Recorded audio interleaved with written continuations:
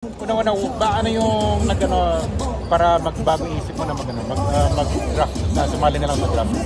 Una sa lahat, siyempre, para sa family ko, may bibili na rin ako yung family ko. Gusto ko mabigyan ng oras naman sila. Okay.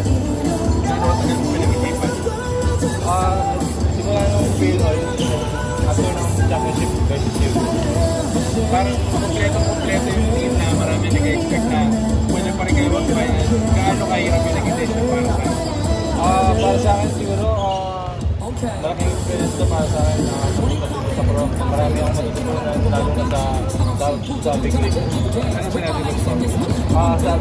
Yes, Steven Stembeck. Sabi niya sa akin, pagpuli yung mga natutunan sa akin, sa big league.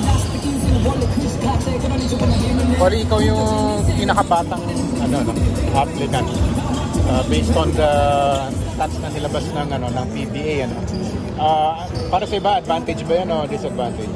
Para sa akin siguro, hindi ko na iniisip yun kasi nilalaro ko lang yung laro ko yan.